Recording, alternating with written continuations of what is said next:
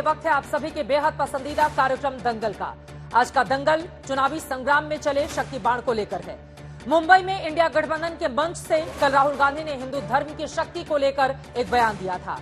आज पीएम मोदी ने उसे सनातन की आराध्य शक्ति से लेकर नारी शक्ति के अपमान से जोड़ते हुए कांग्रेस से नहीं पूरे विपक्ष पर करारा हमला बोला है।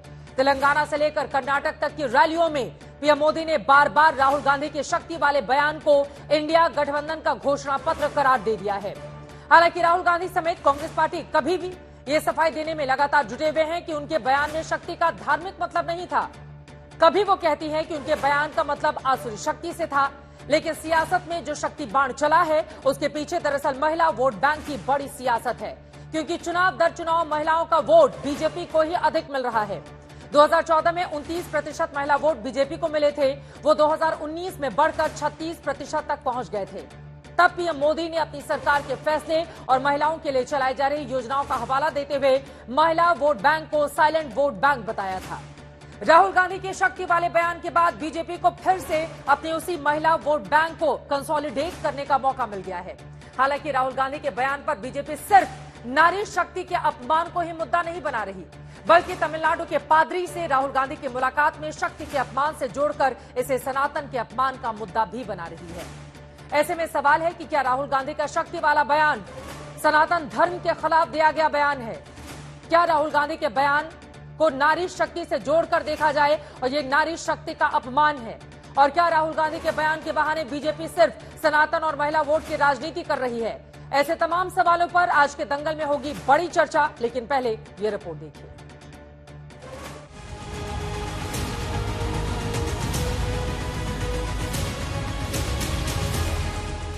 इस बार दिल्ली की गद्दी का रास्ता शायद दक्षिण से निकलने वाला है। बिना दक्षिण फतह किए दिल्ली मुमकिन नहीं दिखता, लिहाजा प्लान तैयार है। इस बार बीजेपी नए दोस्तों के साथ दांव आजमा रही है और ऐन वक्त पर आधी आबादी की वोट शक्ति के आशीर्वाद का इंतजाम भी कर दिया है।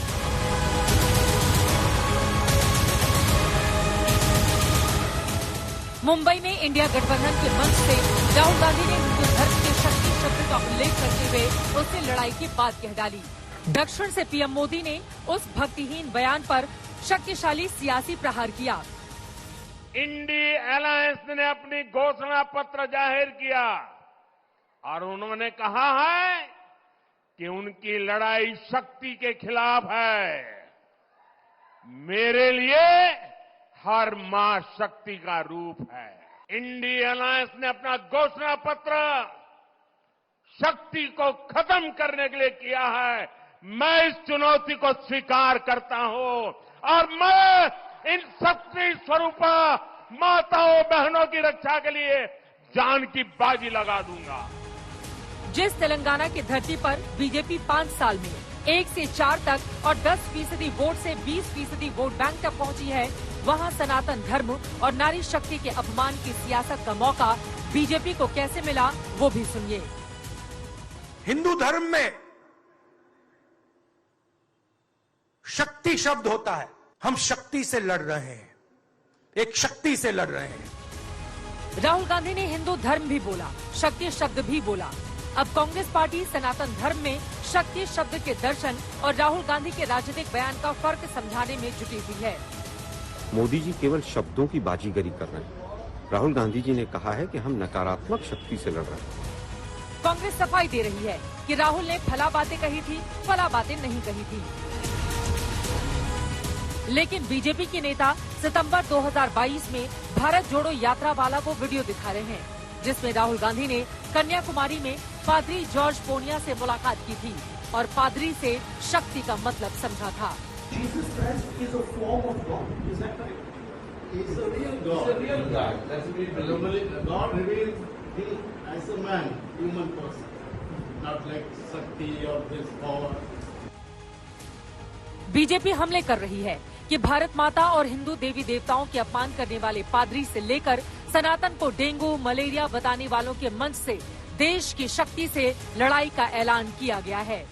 पूरा एजेंडा हिंदू विरोध और हिंदुओं को गाली देना है ताकि वोट बैंक की ताली मिल सके। बार बार धर्म को खींचना अपनी राजनीति के लिए कांग्रेस पार्टी कहीं ना कहीं सनातन धर्म का अपमान करने में लगी रहती है।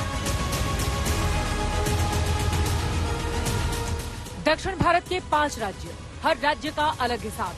कहीं क्षेत्रीय क्षत्रपों का राज, कहीं कमल खिलाने की तलाश, क्योंकि तमिलनाडु में 39 सीटें, बीजेपी 0। केरल में 20 सीटें, बीजेपी का खाता तक नहीं खुला। आंध्र प्रदेश में 25 सीटें, बीजेपी 0। तेलंगाना में 17 सीटें, बीजेपी के पास 4। कर्नाटका में 28 में से बीजेपी के पास 25 सीटें। इसी रिकॉर्ड को सुधारने के लिए प्रधानमंत्री लगातार दक्षिण में धुआंधार दौरे कर रहे हैं। 4 जून को 400 पार, विकसित भारत के लिए 400 पार। तेलंगाना से लेकर तमिलनाडु तक और कर्नाटका, केरल से लेकर आंध्र प्रदेश तक 2 महीने में 15 बार से अधिक प्रधानमंत्री मोदी के दौरे हो चुके हैं। हर राज्य के लिए बीजेपी के अलग प्लान हैं।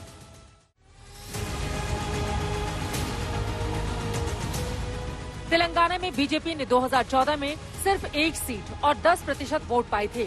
वहां 5 साल बाद 2019 में 4 सीट और 20% वोट तक बीजेपी पहुंच गई। तेलंगाना की 17 में 11 सीटें पाने वाली टीआरएस 2019 में 9 सीटों तक सिमटी। तेलंगाना में बीजेपी पूरे दमखम से दहाई आंकड़े में पहुंचने के लिए जुट गई है।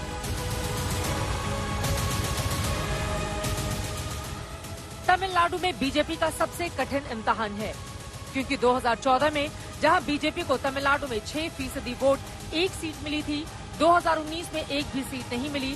वोट प्रतिशत भी घटकर 4% रह गया। ये दक्षिण का प्लान है भारतीय जनता पार्टी का। हालांकि पिछले बार के अगर रिजल्ट को हम देखें तो 2019 के इलेक्शन में 130 में से 29 सीटों पर बीजेपी को जीत मिली थी, 27 सीटों पर कांग्रेस पार्टी ने जीत हासिल की थी। लेकिन इस बार भारतीय जनता पार्टी नरेंद्र मोदी के चेहरे को लेकर जिस तरह से दक्षिण में आक्रामक तरीके से आगे बढ़ रही है, उससे उसका प्लान समझ में आता है। दूसरी तरफ शक्ति वाला जो बयान है, क्या वो मुश्किलें अब यहां पर पैदा करेगा? हालांकि राहुल गांधी की ओर से सफाई दे दी गई है, लेकिन दोनों ही तरफ से आरोप प्रत्यारोप का दौर लगातार जारी है। खास मेहमानों की मौजूदगी है, उनका परिचय आपसे करवा देती हूं। डॉक्टर सुधांशु त्रिवेदी जी, सांसद भारतीय जनता पार्टी के, इस वक्त हमारे साथ मौजूद हैं। राष्ट्रीय प्रवक्ता डॉक्टर आशुतोष वर्मा जी, स्पोक्सपर्सन समाजवादी पार्टी के, हमारे साथ जुड़ चुके हैं। राजीव रंजन जी, स्पोक्सपर्सन जेडीयू के, हमारे साथ मौजूद हैं। आशुतोष जी पॉलिटिकल एनालिस्ट हैं, हमारे साथ जुड़े हुए हैं। प्रोफेसर संगीत रागी जी स्टूडियो में आ चुके हैं, आप भी राजनीतिक विश्लेषक हैं। संगीत रागी जी, आज आपसे ही शुरुआत करते हुए, राहुल गांधी की ओर से स्पष्ट कर दिया गया है कि उन्होंने उस शक्ति की बात ही नहीं की जिसको लेकर भारतीय जनता पार्टी आगे बढ़ रही है। वो कह रहे हैं कि वो किसी प्रकार की धार्मिक शक्ति नहीं है, अधर्म, भ्रष्टाचार, असत्य की शक्ति है। और जिस शक्ति का राहुल ने उल्लेख किया, वो उनका कहना है कि उस शक्ति का मुखौटा नरेंद्र मोदी जी हैं। क्या है इस पर जवाब आपका? देखिए, राहुल गांधी कोई पहली बार ऐसी बात नहीं कर रहे हैं। उन्होंने कहा, उन्होंने धर्म का नाम भी लिया था और धर्म के साथ फिर शक्ति शब्द का प्रयोग किया था। इसलिए उनको ये शायद वो अब समझ रहे हैं कि हम उनसे कोई बड़ा अनर्थ हो गया। जो कई बार होता है कि जो अंदर की भावना होती है वो प्रकट होकर के आ जाता है, और जब आपको उनके सलाहकार बताते हैं कि आपके राजनीतिक भूल हो गई, इसका नतीजा आपको, इसका खामियाजा आपको भुगतना पड़ेगा राजनीतिक कीमत चुका करके, तब वो अपनी सफाई दे रहे हैं। देखिए, इनके पास शक्ति की जो व्याख्या है वो पादरी पुनिया से आता है। जब वो न्याय यात्रा कर रहे थे तो वहां पर केरल में गए थे और उस पादरी ने कहा था कि देखिए, Jesus is the only God. ये शक्ति और बाकी हिंदू गॉड्स एंड गॉडेसेस की तरह नहीं है। तो वाकई में यदि कोई सत्य है, कोई शक्ति है, तो वो सिर्फ और सिर्फ जीसस है। उस समय राहुल गांधी ने अपनी जुबान नहीं खोली, उस समय उसका विरोध नहीं किया। वो एक हिंदू धर्म का अपमान था। दूसरी बात, राहुल गांधी थे अभी जो सफाई दे रहे हैं, क्या उससे संतोष नहीं है आप लोग? देखिए, हमारे संतोष होने और न होने से एक बात, पहली बात, ये सफाई उनको तब देनी पड़ रही है जब उनको लग गया कि इससे जो हमारे कहने से हमारा राजनीतिक नफा नुकसान का जो गणित था, उनको लगा कि हमारा इससे गणित बिगड़ रहा है, इसलिए ये सफाई दी। नहीं तो मैं एक चीज इनसे पूछना चाहता हूं, कांग्रेस पार्टी के हमेशा कहते हैं कि राहुल गांधी जो है वो बदल गए हैं, राहुल गांधी सुधर गए हैं, राहुल गांधी जो है वो पहले से ज्यादा वयस्क और मैच्योर हो गए हैं। लेकिन क्या ऐसा कारण है कि कई बार राहुल गांधी थोड़ी दिन के बाद, 6 महीने, 2 महीने, 4 महीने के बाद कोई न कोई ऐसे धमाका कर देते हैं जिससे कांग्रेस की किरकिरी होती है और उनके प्रवक्ताओं को सफाई देते हुए नहीं बनती है। ठीक है, मंदिर जाने का आप उनका बयान देख लीजिए। ठीक है, मंदिर में जाने वाले क्या महिलाओं को मोलेस्ट करते हैं? ठीक है, लेकिन बहुत सारे राजनीतिक विश्लेषक, सुन लीजिए 10 सेकंड, सेकंड, बहुत सारे राजनीतिक विश्लेषक जो हैं, जो कांग्रेस के पक्ष के लिए बैटिंग करते हैं, वो कह देंगे कि हाँ राहुल गांधी तो ऐसी बात कहे नहीं है। ठीक है सुधांशु जी, मैं आपके पास आऊंगी, लेकिन राजनीतिक मेहमानों के पास जाऊं उसके पहले आशुतोष जी आपके पास आते हुए, तीर कमान से और बात जुबान से अगर निकल गई तो यकीनन सामने वाले उसके अर्थ के अलग अलग अर्थ निकालेंगे ही। राहुल गांधी अगर हिंदू धर्म का हवाला देकर इस तरह की बातें करेंगे तो क्या आपको लग रहा है कि राजनीतिक भूल कर दी उन्होंने, जैसा कि संगीत रागी बता रहे हैं? चित्रा जी, मुझे तो लगता है कि क्या भारतीय जनता पार्टी 2024 लोकसभा का चुनाव हारने जा रही है क्या? मैं जानता हूं कि मेरे इस वक्तव्य के बाद से भारतीय जनता पार्टी और उनके समर्थकों को, जो राजनीतिक विश्लेषक है, उनको बहुत तकलीफ होगी, लेकिन सवाल क्या है, इसी तरीके की बात पश्चिम बंगाल के चुनाव के दौरान कही गई थी।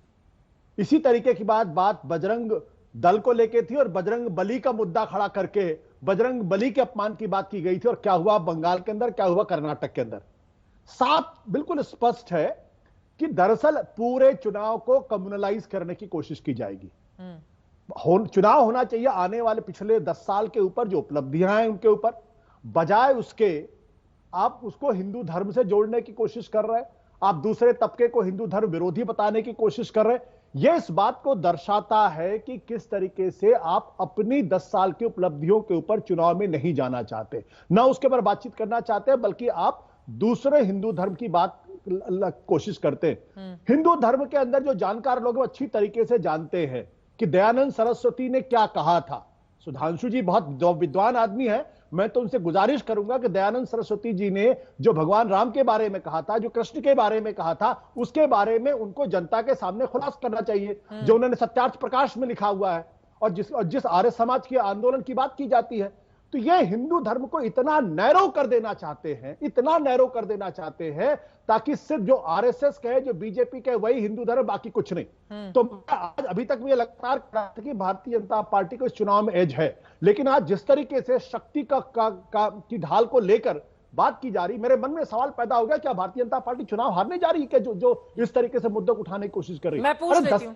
आपकी उपलब्धियां, आप 10 साल के ऊपर बात करिए। आप कर्नाटक जाते हैं, आप बजरंग बली के बारे में बातचीत करते हैं और इलेक्शन कमीशन कुछ नहीं करता है। आप देखिए वहां बजरंग बली के नाम से नारे शुरू किए गए, प्रधानमंत्री ने बजरंग बली की जय, बजरंग बली की जय करके नारे शुरू किए गए कि इलेक्शन कमीशन को एक्शन लिया, नहीं लिया। तो यह प्रश्न बहुत स्पष्ट है। संगीत रागी जी समझदार आदमी है, उनकी तो मजबूरी है, उनको वही कहना है जो उनको कहा जाएगा। मैं जवाब ले लेती हूं। आपने कहा सुधांशु जी वो पूछ रहे हैं कि 10 साल की उपलब्धियां क्यों नहीं बता रहे हैं आप लोग, ये शक्ति स्वरूपा को लेकर अब बीजेपी इतने आक्रामक तरीके से क्यों आगे बढ़ रही है राहुल के बयान पर? देखिए, आशुतोष जी भी बहुत विद्वान आदमी है, परंतु क्या करें, आज विद्वता की सारी व्यवस्थाएं निष्फल हो जाती हैं जब ऐसे व्यक्ति को डिफेंड करना पड़ता है। चित्रा जी, आप ही के तो चैनल पे प्रधानमंत्री जी आए थे जिस दिन घोषणा हुई थी, क्या गिनाया था उन्होंने?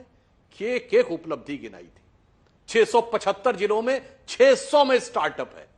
यह आपके प्रोग्राम में दिया गया बयान है। उन्होंने कहा एक दौर था स्टार्टअप का मतलब होता था बेंगलुरु, आज 600 जिलों में है। इसका मतलब हर रूरल, सेमी अर्बन और अर्बन छोटे शहरों में बात आगे आ रही है। मगर साहब आशुतोष जी, ये हमने बोला कि राहुल गांधी ने बोला शक्ति की बात?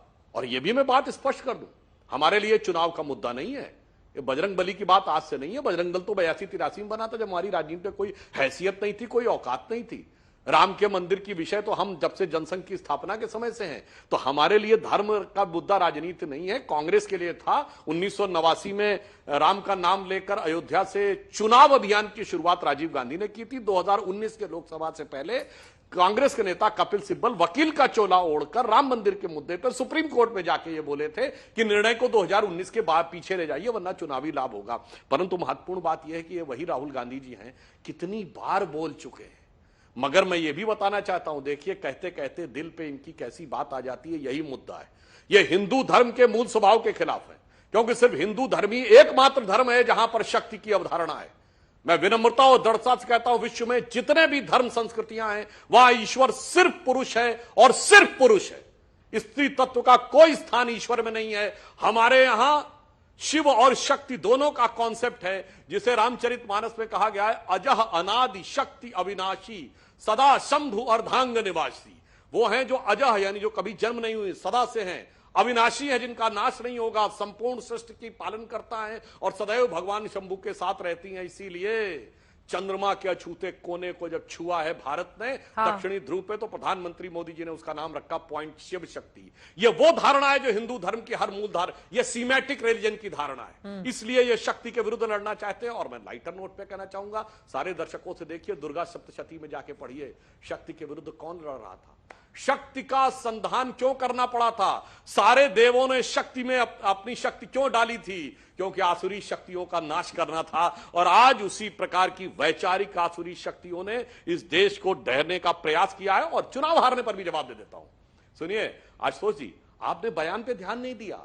राहुल गांधी अपनी तथाकथित न्याय यात्रा समाप्त होने प्रेस कॉन्फ्रेंस में क्या बोले, मैं दर्शकों से कहता हूं वीडियो जाके देखिए। वो बोले कभी ना कभी तो बीजेपी सरकार से बाहर आएगी, मतलब साफ है अभी ना अभी तो बीजेपी आएगी। नंबर 2, उन्होंने आकर यह कहना शुरू कर दिया कि ईवीएम में जान है, मतलब अपनी अवश्यंभावी पराजय की पूर्व पीठिका या भूमिका बनानी शुरू कर दी, क्योंकि ईवीएम में ऐसी जान है कि पंजाब में ईवीएम अच्छी काम करती, हरियाणा में खराब हो जाती है, हिमाचल में अच्छा काम करती, उत्तराखंड में खराब हो जाती है, दिल्ली में अच्छा काम करती है, यूपी में खराब हो जाती है, राजस्थान में 2018 में अच्छा काम करती है, 23 में खराब हो जाती है, और सुनिए बंगाल में, उड़ीसा में, झारखंड में अच्छा काम करती है, महाराष्ट्र गुजरात में खराब हो जाती है। अरे भाई, इसीलिए राहुल गांधी जी को उस शब्द की संज्ञा दी गई थी जो शब्द बोलना मना कर दिया गया है। उसमें कहा जाता था पास हो गया, मगर पास नहीं फेल हो गया। वे बात साफ दिख रही और फेल होने को स्वीकार भी कर लिया। ठीक है, इसलिए मैं एक लाइन में कहूं,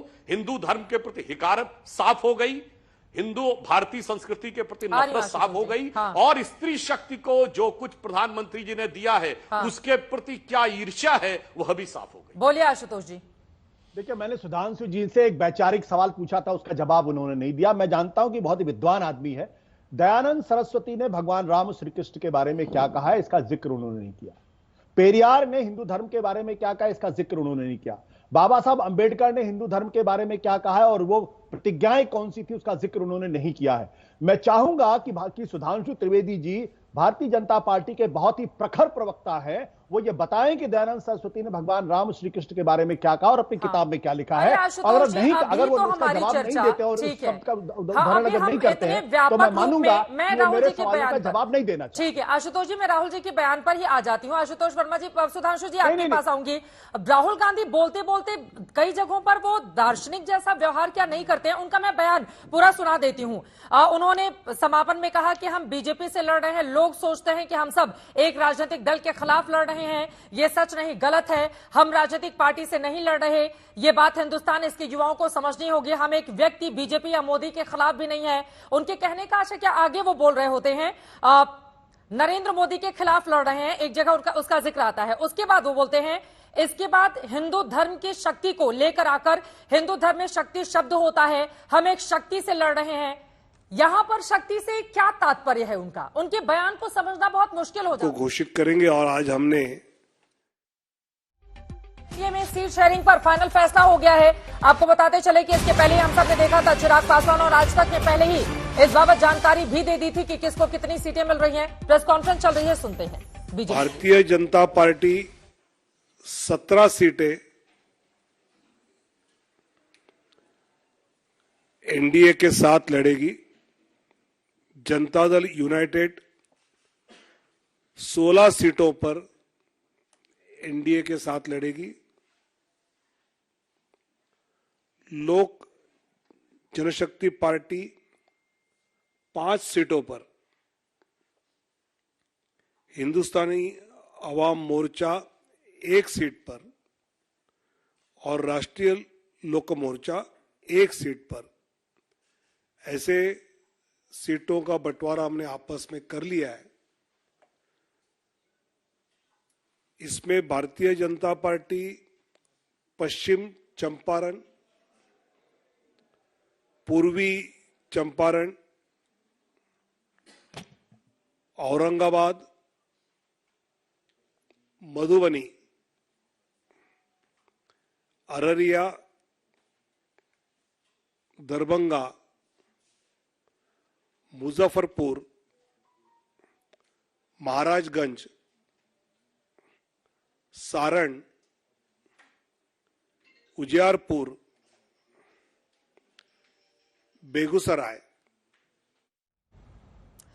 तो भारतीय जनता पार्टी ने एनडीए में अपने सहयोगियों के साथ सीटों का बंटवारा कर लिया है। बीजेपी पिछली बार की तरह ही 17 सीटों पर चुनाव लड़ेगी। 17 उसके मौजूदा सांसद भी हैं। मौजूदा सांसद 16 है जेडीयू को 16 सीटें दी गई हैं। पिछली बार वो 17 पर लड़ी थी। इसके अलावा एलजेपी 5 पर, चिराग पासवान की पार्टी हम 1 पर और आरएलपी 1 पर चुनाव लड़ेगी। आशुतोष जी जल्दी से अपनी बात को खत्म कीजिए 2 लाइन में, उसके बाद आशुतोष वर्मा जी मैं आपके पास आऊंगी। ये बयान कि हिंदू धर्म में एक शक्ति का जिक्र होता है और फिर उसको ले जाकर इस तरह की बातें राहुल गांधी की ओर से कही जाए, तो उनको बैठे बैठे मौका तो वही दे रहे हैं ना। ऐसा तो है नहीं बीजेपी खुद से निकाल के लेकर आई है। आशुतोष जी आपसे ही सवाल है, उसके बाद मैं सपा के पास जाऊंगी आशुतोष वर्मा जी के पास। नहीं, मुझे तो राहुल गांधी के बयान में कुछ भी ऐसा आपत्तिजनक नहीं लगा। और मुझे बिल्कुल जो जिसने भी देखा होगा, क्योंकि जो लोग शिवाजी पार्क में बैठे थे, जो लाखों की संख्या में, हजारों की संख्या जो लोग बैठे थे, अगर ऐसा आपत्तिजनक होता तो वहां की जो हिंदू जनता थी उसको रिएक्ट करती। उन्होंने नहीं रिएक्ट किया। जाहिर सी बात है कि $1 मिलियन इंडस्ट्रीज देश के अंदर चलती है, जिसका सिर्फ एक काम है, और वो काम है राहुल गांधी की इस छवि को करना। और ये चुनाव में जायज भी है। भारतीय जनता पार्टी कोशिश करेगी कांग्रेस की छवि को खराब करना, और कांग्रेस कोशिश करेगी भारतीय जनता पार्टी की छवि को खराब करना। वो नरेंद्र मोदी की छवि को खराब करने की कोशिश करेंगे और राहुल गांधी की छवि को खराब करने को। मुझे इसमें कुछ नहीं, मुझे सिर्फ एक ही चीज आपत्ति होती है, वो ये कि जब चुनाव के अंदर धर्म का इस्तेमाल करके लोगों को हिंदू विरोधी या मुसलमान विरोधी या क्राइस्ट विरोधी करने की कोशिश की जाती है। ये चुनाव आचार संहिता का खुला उल्लंघन है। और इसमें कार्रवाई होनी चाहिए, लेकिन इलेक्शन कमीशन किसी तरीके के कोई कार्रवाई। सुधांशु जी जवाब दे लें, उसके बाद मैं बाकी मेहमानों के पास जाऊंगी। हमारे साथ 2 और मेहमान। सुधांशु जी पहले आप। बता देना चाहता हूं, जो आशुतोष जी ने कहा $1 मिलियन इंडस्ट्री नहीं जनाब, $1 बिलियन इंडस्ट्री है। जॉर्ज सोरेस ने बाकायदा कहा था $1 बिलियन खर्च करूंगा मोदी जी की सरकार हटाने के लिए। Dismantling global Hindutva, international level पे कॉन्फ्रेंसेज हुई थी ना, कौन फंड कर रहा था उसको?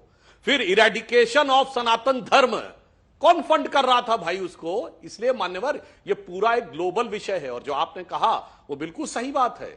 इस विषय पे ध्यान देना चाहिए कि सिर्फ हिंदू धर्म के खिलाफ ही हिकारत की बातें कर आज तक भारत के किसी सेकुलर सूरमा ने शब्द नहीं बोला कि हिंदू धर्म का समूल नाश करने के नाम पर एक कॉन्फ्रेंस की जाती है और उसके ऊपर सारा सेकुलर दही जमा के मुंह में बैठे रहते हैं। इसलिए यह विषय एक वैचारिक विषय है। और मैं बिल्कुल कहना चाहता हूं, राहुल गांधी इससे पहले बोले थे ना, आइडिया ऑफ इंडिया की लड़ाई है। बिल्कुल ये आइडिया ऑफ भारत की लड़ाई है। एक वो भारत जो शक्ति को पूज्य मानता है, एक वो भारत जो शक्ति को नष्ट करने का संकल्प लेता है। और आशुतोष जी ने बहुत बोला था, पहले वाले बयान में तो आपने बोला नहीं था, पर मैं फिर भी बोल दूं। आपने कहा स्वामी दयानंद सरस्वती जी की बात पे, तो बिल्कुल बताइए साहब, आर्य समाज को तो मजबूरी में कौन सा दर्जा? स्वामी दयानंद सरस्वती जी के मुस्लिमों के बारे में बयान के ऊपर आप सहमत हैं? आर्य समाज की जो प्रार्थना है उसमें एक लाइन है कि आधार राष्ट्र की हो नारी सुभग सदारी, हो योग क्षेमकारी स्वाधीनता हमारी। और मैं आशुतोष जी को चैलेंज करके पूछता हूं, स्वामी श्रद्धानंद की हत्या हुई थी, उस पर महात्मा गांधी के बयान से आप सहमत है? बोलिए, बोल पाएंगे? नहीं। आइए एनिहिलेशन ऑफ कास्ट में भी बोलता हूं। सुनिए, ये डॉक्टर अंबेडकर की बात कर रहे हैं। डॉक्टर अंबेडकर की तो कभी इन्होंने इज्जत ही नहीं की।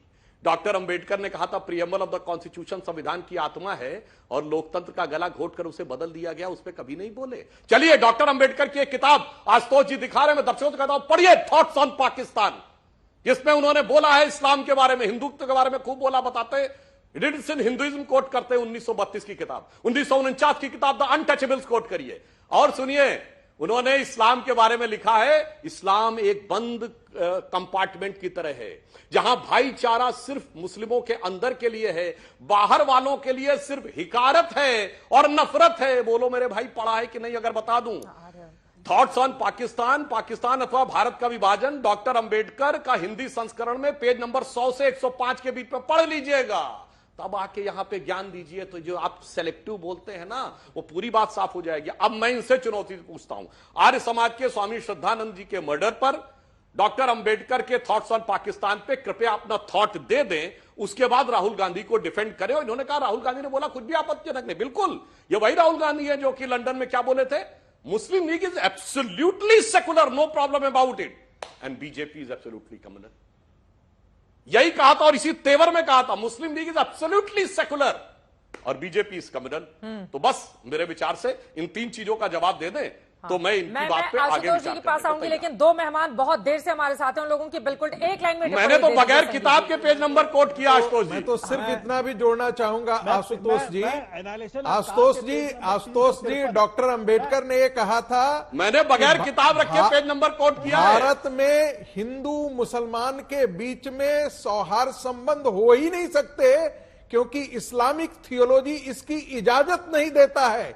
इस्लाम की थियोलॉजी को उन्होंने एक्यूज किया था और माय थॉट्स ऑन पाकिस्तान में ही कहा था, जिसका जिक्र अभी सुधांशु ने कहा। ठीक है, आप वो भी पढ़ लीजिएगा। अब आशुतोष वर्मा, राजीव रंजन जी की बारी है इन लोगों की, उसके बाद आशुतोष जी मैं आऊंगी। मुझे पता है कि आप 10 second page number 353। If I am disgusted with, मैं यूज नहीं कर रहा हूं शब्द का, I am disgusted with, it is because I am convinced that the cherish wrong ideals and living a wrong social life. यह है बाबा साहब अंबेडकर की बात। तो पूरी किताब लिखी है, उन्होंने गांधी के बारे में बोला है भाई कि क्यों आशुतोष जी, इससे ज्यादा कटु शब्द का प्रयोग उन्होंने पूरी महात्मा गांधी के लिए किया है। गांधी के बारे में क्या आप उससे सहमत है? आप कंडेम करिए। इससे ज्यादा कटु शब्द का प्रयोग महात्मा गांधी के लिए उन्होंने किया है। सुधांशु त्रिवेदी, गांधी मुसलमानों के पक्ष में हमेशा खड़े हो जाते हैं, हिंदुओं के पक्ष में नहीं खड़े होते हैं। बाबा साहब अम्बेडकर ने गांधी के लिए लिखा है।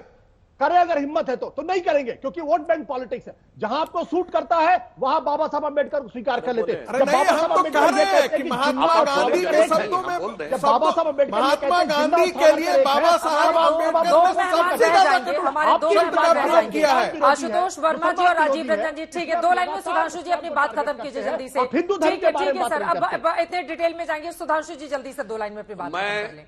आशुतोष जी, राजीव रंजन जी, सुनिए, मैं सिर्फ कह रहा हूं, कोई डिटेल में जाने की जरूरत नहीं, सारे दर्शकों से कह रहा हूं। सुनिए, बाबा साहब अंबेडकर का 1955 में बीबीसी को दिया गया इंटरव्यू उनकी वॉइस में अवेलेबल है, जाके नेट पे चेक करिए। महात्मा गांधी के बारे में क्या बोला है?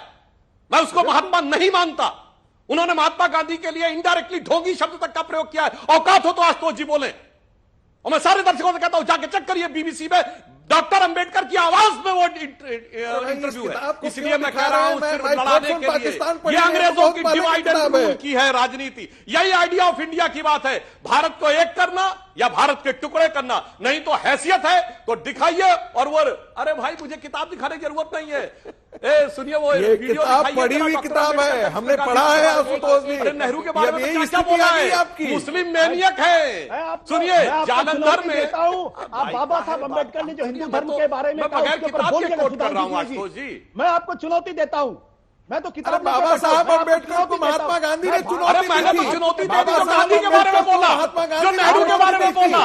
यदि राम और कृष्ण आपको स्वीकार नहीं है तो आप तो राहुल गांधी को डिफेंड कर रहे हैं ना। ये बात चुनौती देता हूं आपको। अरे भाई, मैं आपको, उसके ऊपर मैं आपसे कह रहा हूं, महात्मा गांधी ने ये चुनौती दी थी बाबा साहब अम्बेडकर को। चलिए हम वापस लौट आते हैं राहुल गांधी के बयान पर। आशुतोष वर्मा जी, एक सेकंड, अब कोई नहीं। आशुतोष वर्मा जी, राजीव रंजन जी की एक भी टिप्पणी नहीं हो पाई है, माफी के साथ आशुतोष जी। पहले आपके पास आते हुए राजीव जी, उसके बाद आपके पास आऊंगी। आशुतोष वर्मा जी, राहुल गांधी ने मुंबई में जो बयान दिया है, क्या समाजवादी पार्टी उनके साथ खड़ी है? देखिए चित्रा जी, 2 चीजें आप देख रही हैं पूरे डिबेट में, किसी तरीके से हिंदू मुस्लिम की लड़ाई करके पूरे डिबेट को और पूरे जो है माहौल को किस तरीके से पोलराइज करना है, ये भारतीय जनता पार्टी की प्रवक्ता, विद्वान प्रवक्ता और मतलब इतिहासकार प्रवक्ता और भारतीय जनता पार्टी के राजनीतिक विश्लेषण कर रहे हैं। लेकिन आप देखिए कि क्या हुआ है। अगर मैं राजनीतिक आदमी हूं तो राजनीतिक जवाब दूंगा इसका। मुझे लगता है कि भारतीय जनता पार्टी और भारतीय जनता पार्टी के शीर्ष नेतृत्व अब सेल्फ गोल कर रहा है। एक तरफ वो कहते हैं कि राहुल गांधी चुनौती नहीं है, दूसरी तरफ राहुल गांधी को स्टेटमेंट को भी 24 घंटे नहीं हुए उसको डिफेंड करने चले जाते हैं। और किस बयान पे? शक्ति के बयान पे। और शक्ति को कहां पे लेके जाते हैं? हिंदुत्व पे। और उनके साथ स्टेज शेयर कौन कर रहा है? येदियुरप्पा जी। येदियुरप्पा जी कौन? जिन पे 3 दिन पहले पॉस्को के अंतर्गत 17 साल की लड़की के ऊपर यौन उत्पीड़न का आरोप लगा है। ये भारतीय जनता पार्टी है और शक्ति का नाम लिया जा रहा है। अरे ये शक्ति कहां चली गई थी जब मणिपुर में हमारी बेटियां जो है नंगी घूम रही थी? तब शक्ति की याद नहीं आई किसी को। ये शक्ति कहां चली गई थी जब हाथरस की बेटी रातों रात जला दी गई थी? ये शक्ति कहां चली गई थी जब हमारी ओलंपिक बेटियां इसी दिल्ली में डंडे खा रही थी और अपनी सिर्फ बात करने के लिए खड़ी थी? तो देश भी देखता है कि भारतीय जनता पार्टी आज चुनाव के लिए हिंदुत्व, मुसलमान, इस्लाम करने के लिए तैयार है, क्योंकि आखिरी हथियार भारतीय जनता पार्टी और शीर्ष नेतृत्व तो पता है कि यही है, ये सब ढोंग है कि विकसित भारत और आत्मनिर्भर भारत। उनको पता है इस पर चुनाव नहीं लड़ पाएंगे, क्योंकि जमीन खिसक रही है और जवाब है नहीं। अर्थव्यवस्था चरमराई हुई है, बेरोजगारी सबसे ऊपर है, महंगाई सबसे ऊपर है, उज्ज्वला का कनेक्शन वापस नहीं हो पा रहा है, 400 की गैस 1400 में 1000 में दी जा रही है। किसको जवाब देंगे आप? तो लेके आओ फिर से इस्लाम को, लेके आओ फिर से हिंदुत्व को, और इस बार फिर से लोगों को मूर्ख बनाने की कोशिश की जाए। लेकिन अब बहुत हो चुका है। ठीक है। इस देश की जनता, इस देश का युवा अब पूछना चाहता है, जब 10 साल आपका रिपोर्ट कार्ड देना है तो आपने पहली सभा में ये हिंदू और इस्लाम को लेके कैसे आ गए? और यही आपके प्रवक्ता कर भी रहे हैं। यहाँ पर उनको भेजा गया है कि पूरी डिबेट को हिंदू मुस्लिम में डिवाइड करो, क्योंकि जवाब नहीं देना है। मुझे लगता है कि ये सबसे गलत काम हो रहा है। इस देश की आधी आबादी के साथ में उनको चुनाव हथियार बनाया जा रहा है, और वो भी देख रही हैं, ठीक है, कि पूरे 10 साल हमारे साथ क्या हुआ है। हाँ। और आज हमारे ऊपर बंदूक रख के ये गोली चला रहे हैं। ठीक है, अब ये घृणित है और ये गलत है। ऑडियो भी प्लीज आप ठीक करा दें। आशुतोष वर्मा जी, आपने जो बातें कही, राजीव रंजन जी जवाब दीजिए, सुधांशु जी उसके बाद में एक साथ आपके पास आऊंगी। राजीव रंजन जी।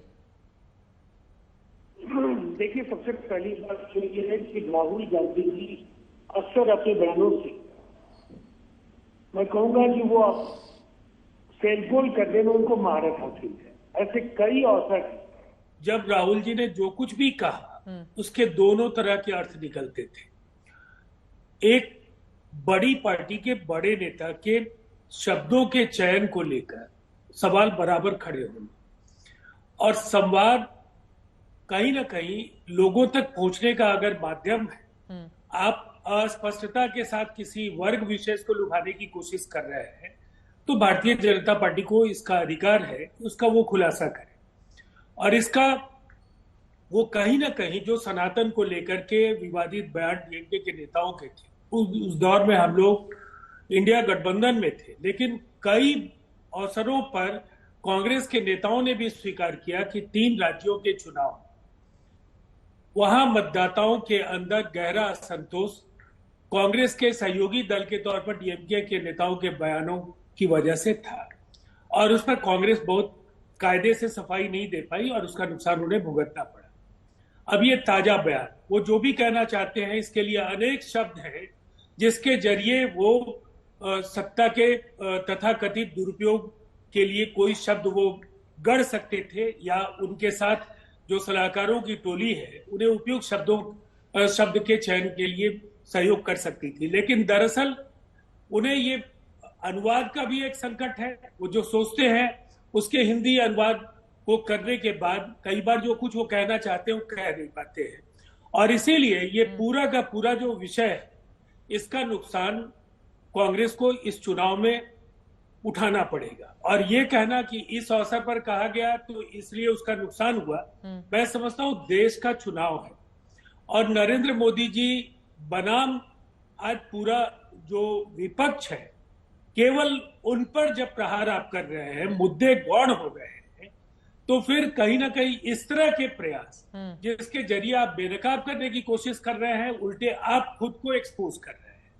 तो ये नासमझी भरा बयान है, और इस बयान के दूरगामी नतीजे होंगे। इस चुनाव में जो शक्ति की परिभाषा को लेकर भारतीय जनता पार्टी की ओर से जो कोशिशें हैं, निसंदेह उसका नुकसान उठाने का मादा कांग्रेस या इंडिया ब्लॉक के अन्य घटक दलों के अंदर नहीं है। इसीलिए ये कहीं ना कहीं तीर जब निकल गया है, तो फिर इसका नुकसान होगा। सेल्फ गोल कर लिया है राहुल गांधी ने, बोल रहे हैं राजीव रंजन जी। आशुतोष वर्मा जी। नहीं, देखिए, मैं फिर से कह रहा हूं, मुझे लगता है कि वॉइस चली गई थी इस समय। मैं फिर से कह रहा हूं कि भारतीय जनता पार्टी और भारतीय जनता पार्टी घटक दल इस पूरे चुनाव को पहली ही रैली से हिंदू मुस्लिम में बांटना चाहते हैं, और उन दावों की पोल खोल रहे हैं जिसमें ये विकसित भारत और आत्मनिर्भर भारत की बात पिछले 10 साल से कह रहे हैं। मैं फिर से बोलता हूं कि शक्ति का मतलब क्या वहां बैठे हुए 10 लाख लोग नहीं समझ पाए थे? सिर्फ भारतीय जनता पार्टी के लोग और उनकी आईटी सली इस देश में पढ़े लिखे हैं, बाकी सब मूर्ख हैं। ये किसी तरीके से चुनाव में अपनी चिर परिचित चाल को हिंदू मुस्लिम करने के लिए फिर तैयार हो गए हैं। और मैं तो कहता हूं कि पोल खुल गई आपकी, कि आप जान रहे हैं कि आप किसी भी तरीके से विकास की बातों पर, आत्मनिर्भर भारत पे चुनाव नहीं जीत सकते हैं। और प्रधानमंत्री जी ने एक लाइन दे दी है पूरे एनडीए को कि हमको इसी लाइन पे चलना है। अरे जब राहुल गांधी आपके लिए मायने नहीं रखते हैं तो आप पहले दिन ही राहुल गांधी की बात 24 घंटे के अंदर रिएक्ट करना आपकी हताशा और राजनीतिक जो है आपकी पराजय दिखाता है, और इससे ज्यादा कुछ नहीं। सुधांशु जी,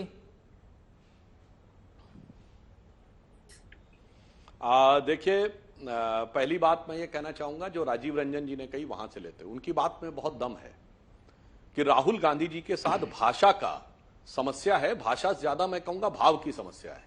इस समय उनको थोड़ा वो कम्युनिस्ट मैनिफेस्टो जो लिख के दिया जा रहा है, लोगों को पता होगा कि कार्ल मार्क्स की 2 किताबें थी ना, दास कैपिटल और कम्युनिस्ट मैनिफेस्टो, तो इस समय ये बाएं हाथ से बाईं तरफ से आता है कम्युनिस्ट मैनिफेस्टो उनके पास लिख के, भाव वो होता है और लिखते आता है अंग्रेजी में, तो उनको ट्रांसलेशन करने में, भाव और भाषा दोनों ट्रांसलेशन करने में अर्थ का अनर्थ वो कर ही देते हैं। इसीलिए नीतीश कुमार जी ने छोड़ा था इंडिया गठबंधन, इंडिया गठबंधन। चित्रा जी, सब लोग कहते हैं, आज तक मैंने इंडिया गठबंधन वाले किसी भी नेता को इंडिया गठबंधन का हिंदी में नाम नहीं सुना होगा, और पूछ दिया जाए तो 10 में से 9 एक झटके में बता नहीं पाते हैं। अब देखिए आशुतोष वर्मा जी प्रबुद्ध व्यक्ति हैं, मैं इनको समाजवादी पार्टी में अपेक्षाकृत सबसे सौम्य और गंभीर प्रवक्ता मानता हूं, मगर क्या कह गए कि साहब वो स्त्री शक्ति के बारे में भूल गए। वो उस पार्टी के हैं जिसने कहा था कि लड़कों से गलती हो जाया करती है। ये वो पार्टी है जहां राजस्थान में कांग्रेस के मंत्री शांति धारीवाल ने कहा था कि जब ये आया कि राजस्थान में सबसे ज्यादा रेप होते, तो उन्होंने कहा इसलिए एक मर्दों वाला प्रदेश है। ये उस पार्टी गठबंधन के साथ है जहां अशोक गहलोत ने कहा था कि रेप के ज्यादातर केस फर्जी होते हैं, और बतौर मुख्यमंत्री 56 कुछ प्रतिशत का प्रतिशत भी बताया था, और आज आकर वो करने लगते। मगर उससे बड़ी बात, और फिर मैं उनसे ये भी कहना चाहूंगा, उन्होंने कहा सबसे बड़ी महंगाई है, सबसे बड़ी बेरोजगारी है। मैं पूछना चाहूंगा आज बेरोजगारी की दर कितनी है? ना पता हो बता 3.1%, महंगाई की दर 5.09%। मैं पूछना चाहूंगा कांग्रेस के शासनकाल के 60 सालों में कोई 4 साल बताइए, चुनौती से मैं पूछता हूं, जब महंगाई की दर हमसे कम रही हो और विकास की दर जो 7.2 है उससे अधिक रही। सारे दर्शकों को कहता हूं अपने नेट पे जाके खोज लीजिए, तब बराबरी होगी। और देखिए एजेंडा क्या है आशुतोष जी, मतलब हमारे मित्र आशुतोष जी राजनीतिक विश्लेषक, उनके विषय में कहना चाहूंगा। कह रहे थे हिंदू धर्म से क्या लेना देना था शक्ति वाली बात पे, मगर एजेंडा कितना सॉलिड है। मैं दर्शकों से कहूंगा जातिगत विभाजन के मुद्दे पे लड़ाई लगवानी है, किताब लेके आए थे मेरे भाई। ये एनिलेशन ऑफ कास्ट का शक्ति से क्या लेना देना, एजेंडा साफ था, मुद्दा कुछ भी होगा, लड़ाई लगवाना है। एजेंडा एक है, जो 80-20 की बात कहते हैं ना, 20% अपना है, 80 में टुकड़े करना है। उसके लिए मुद्दा कोई भी हो तो किताब साथ में रखना है। अन्यथा मेरे मित्र बता दें कि वो किताब क्यों लेके आए थे, क्योंकि मेरे से तो स्पॉन्टेनियस निकला, मैंने किताबों की बात कही, पर आप किताब लेके अंडरलाइन करके रखे थे। इसका मतलब कांग्रेस का एजेंडा बहुत साफ है। एक तरफ है भारत, शानदार भारत, एक भारत श्रेष्ठ भारत, एक तरफ है भारत तेरे टुकड़े होंगे इंशाअल्लाह इंशाअल्लाह कहने वालों को प्रचंड समर्थन देता हुआ, खंड खंड भारत को एक एक टुकड़े में करके एक टुकड़े पे राज करने की ख्वाब देखता हुआ भारत, जिसने कभी 2 टुकड़े करके एक हिस्से पे राज किया था। आज जात बिरादरी भाषा क्षेत्र उत्तर दक्षिण में तो कह चुके ना, कर्नाटक वाले एक नेता, अरे उत्तर भारत को अलग हो जाना चाहिए था, तो कोई कह चुका कश्मीर को अलग हो जाना चाहिए था, सैफुद्दीन सोज। तो कोई टुकड़ा मिल जाए राज करने को, बस राज करने की महत्वाकांक्षा पूरी होनी चाहिए, तो टुकड़ा मिल जाए तो वो भी सही। आशुतोष जी, चित्रा जी 10 सेकंड। हाँ, आशुतोष वर्मा जी आ रही हूँ आपके पास, एक बार इनकी आशुतोष जी की बात हो जाए। किताब लेके व्यवस्था को समझता हूँ अच्छी तरीके से। पार्टी के प्रवक्ता है तो फिर उसी तरीके से बोलेंगे। मैंने तो कहा कि आप बाबा साहब अंबेडकर पे बोलिए, वो नहीं बोल रहे उस पे, मैं समझता हूं। और जहां तक अभी नहीं आप ये विषय लाए कैसे थे किताब, ये कारण बता दीजिए। बात आप सुन लीजिए मेरी बात। शक्ति के बारे में तो बाबा साहब अंबेडकर ने कुछ नहीं बोला। शक्ति की बात करते हैं और ब्रजभूषण शरण सिंह को पार्टी में रखते हैं, मतलब ये क्या है, इस पे भी जरा 2 शब्द बोल दीजिए ना। ब्रजभूषण शरण सिंह किस मजबूरी के प्रतीक है? क्या वो लड़कियां जो सड़कों पर जिसने भारत का नाम रोशन किया, क्या वो लड़कियां शक्ति की प्रतीक नहीं थी? उन लड़कियों को किस तरीके से आमरण अनशन करना पड़ा, सुप्रीम कोर्ट के कहने के बाद उस पर FIR दर्ज होती है, और अभी तक ब्रजभूषण शरण सिंह के खिलाफ पार्टी ने कदम नहीं उठाया है। आप क्या बात करते हैं? आप शक्ति की बात करते हैं। अगर इतना ही आपका कमिटमेंट शक्ति को था तो जिस दिन पहली बार ये शिकायत आई थी उसी दिन ब्रजभूषण शरण सिंह को पार्टी से बाहर कर देना चाहिए था। और जिस बेंगलोर के उस सांसद के बारे में आपने बात की थी, वो जो मुस्लिम महिलाओं के बारे में जिस तरीके से उन्होंने टिप्पणी की थी, आपको याद है ना, वो अच्छी तरीके से वो टिप्पणी की थी। उसके बाद प्रधानमंत्री कार्यालय को सफाई देनी पड़ी। भारत का जो डिप्लोमेटिक रिलेशन थी वो खराब, क्या वो शक्ति की प्रतीक नहीं थी? आप मैं फिर बार बार कहना चाहता हूं, आप पूरे मामले को आप डिस्ट्रैक्ट करना चाहते हैं। और इसलिए मैंने कहा कि बजरंग बली की बात आपने कर्नाटक के अंदर की, और क्या हश्र आप देख सकते हैं। ठीक है, आपने बंगाल के अंदर किस तरीके से बात की, आप उसका हश्र देख सकते हैं। एक ही बात कहना चाहता हूं कि राजनीतिक पार्टियों को चुनाव के मौके पर धर्म का इस्तेमाल नहीं करना चाहिए। सुधांशु जी फिर जवाब कर रहे हैं वो अपनी कमजोरी का प्रमाण दे रहे हैं। और इसलिए मैं बार बार कहता हूं कि भारतीय जनता पार्टी ने कहीं ना कहीं अपनी कमजोरी का प्रमाण दिया है। और अगर है सुधांशु जी के अंदर हिम्मत तो ब्रजभूषण शरण सिंह के खिलाफ एक शब्द बोल के दिखा दे, सुधांशु जी कंडेम करके दिखा दे, पार्टी से बाहर करवा के दिखा दे। सुधांशु जी, उसके बाद संगीत जी आ रही हूं आपके पास। पहली बात मैं पुनः कह दूं, डिस्ट्रैक्ट कौन करना चाहता था वो किताब लेके आके दिख गया। दूसरा, ब्रजभूषण शरण सिंह पे जो आपत्ति हुई थी वो कुश्ती एसोसिएशन के अध्यक्ष के रूप में हुई थी, उससे तत्काल इस्तीफा लिया गया था। उन पे इंडियन ओलंपिक एसोसिएशन की भी जांच हुई, दिल्ली पुलिस की भी जांच हुई, सुप्रीम कोर्ट की भी जांच हुई। मगर संदेश खाली के शाहजहां शेख को तो जवाब दो मेरे भाई, कितना बचाव किया भाई साहब? तीन जांचें हुई, बताओ शाहजहां शेख पे कोई जांच हुई? वो तो आदिवासी महिलाएं थी, भागिए नहीं। गलत बात कर रहे हैं। ओलंपिक एसोसिएशन से इस्तीफा दिया था, शाहजहां शेख का इस्तीफा हुआ था क्या? नहीं लिया। जिन बच्चियों ने जो हमारी बच्चियों जैसी हैं, मासूम बच्चियां थी, एक करके, ठीक है आशुतोष जी, उनको बोल लेने दीजिए। आपने सवाल पूछा, आप जवाब ले लेते हैं। संगीत राठी जी भी जवाब देना चाहते हैं। ठीक है सर, सुधांशु जी, शक्ति के प्रतीक नहीं। ठीक है सुधांशु जी। मैंने तो बताया कि 3 प्रकार की जांच हुई, जोर से बोलने से गड़बड़ नहीं होगा। आशुतोष जी बताओ, शाहजहां शेख पे कौन सी जांच हुई? जब ईडी सीबीआई पकड़ने के लिए आई तो उसको आप कवर अप करने के लिए पुलिस ने भरसक कोशिश की। शर्म आनी चाहिए। हमने 3 जांच बताई, तत्काल कुश्ती संघ से अध्यक्ष पद से हटाया। आप बताइए शाहजहां शेख पे क्या कार्रवाई की? आदिवासी महिला थी ना, वो आदिवासी थी ना, महिला थी, और वो क्या कहता था, सुंदर हो आ जाओ, आपके घर की जमीन पे कब्जा किया। और आपके घर की मत होइए। और आप देखिए डिस्ट्रैक्ट होते नूपुर शर्मा तक को डिफेंड करने में चले गए। अभी भी उनको टिकट देने वाले, मैं दावे के साथ कहता हूं, कभी वहां जा रहे हैं, कभी यहां जा रहे हैं। दर्शक देख रहे हैं कौन डिस्ट्रैक्ट हो रहा है, कौन एजेंडा से आया है, कौन डिस्ट्रैक्ट करना चाह रहा है, कौन डिस्ट्रैक्ट हो रहा है, कौन लगातार बीच में बोल रहा है। अरे भाई इमोशनल होने की क्या जरूरत है मान्यवर? विश्लेषक रहिए, भावनात्मक मत बनिए। और मैं आपको मध्य प्रदेश के जो वित्त मंत्री, अरे भाई दिख रहा है राहुल गांधी पे यहाँ पर डिबेट हो रही है सर। राहुल गांधी के शक्ति वाले बयान पर हम लोग कहाँ चले जा रहे हैं? ठीक है, अब रहते हैं राहुल। अच्छा ये बताइए, राहुल गांधी ने कहा था लोग जाते हैं मंदिर जाते हैं लड़कियों को छेड़ने के लिए। सुनिए, राहुल गांधी ने कहा था मंदिर जाते हैं लड़कियों को छेड़ने के लिए। यह महिलाओं के लिए सम्मान की बात थी और यह हिंदू धर्म के लिए सम्मान की बात थी। अरे भाई सोचिए, इमोशनल मत होइए। नहीं ले रहा हूं मैं। गिनत उंगली थक गई है, गलती किए 1000। यह है इंडी गठबंधन की गलतियों की भरमार। सुधांशु जी मध्य प्रदेश में एक वित्त मंत्री थे, याद है ना नाम उनका? आपको याद है ना उनका नाम या नहीं? ये बताऊं मैं उनका नाम? शाहजहां शेख पे जवाब दे दो। नाम बताऊं उनका? ठीक है, अब तो राहुल गांधी ने सफाई दे दी है बयान पर। अशोक गहलोत पे कांग्रेस को लग रहा होगा कि डैमेज हो गया, उसको कंट्रोल करने के लिए तुरंत ही राहुल गांधी का लंबा चौड़ा ट्वीट सामने आ गया। दाद देनी पड़ेगी मेरे मित्र, वो इसको मुद्दा नहीं बनने देना चाहते हैं आप लोग। दाद देनी पड़ेगी मेरे मित्र आशुतोष, कांग्रेस के प्रवक्ता से भी ज्यादा बढ़कर कांग्रेस को डिफेंड करते हैं, ये वो बड़े धन्यवाद के पात्र हैं। लेकिन सच्चाई तो ये है आशुतोष जी कि राहुल गांधी में राजनीतिक मैच्योरिटी आया ही नहीं है। ये दोष उनका है। यदि भारतीय जनता पार्टी उसका लाभ उठाती है तो वो उसका हकदार है, क्योंकि एक स्टैटिस्टिक्स के हम पैटर्न देखते हैं। क्वाइन को हम 10 बार टॉस करते हैं, 20 बार टॉस करते हैं तो एक पैटर्न निकलता है। ठीक है सर, वक्त हमें इतने की इजाजत। एक लाइन में इनकी बात जल्दी से खत्म। राहुल गांधी के बयान ये पूरी तरह बताते हैं कि वो हिंदुत्व के, हिंदू धर्म के खिलाफ वो बोलने के आदी हैं। ये कोई पहली बार वो नहीं कह रहे हैं, उनके मन की बात निकल जाती है, क्योंकि वो पादरी से संचालित दोनों ही तरफ से आरोप प्रत्यारोप की दौर जारी है, लेकिन किसके दावे में ज्यादा दम दिखेगा, इसके लिए चुनाव का इंतजार हमें करना पड़ेगा। 7 चरणों में इलेक्शन की तारीखें भी सामने आ चुकी हैं और 4 तारीख को 4 जून को जब होगी मतगणना तो पता चल पाएगा किसके दावे में ज्यादा दम दिखा। इसी के साथ दंगल में अभी के लिए बस इतना ही। देश और दुनिया की तमाम खबरों के लिए आप देखते रहिए आज तक।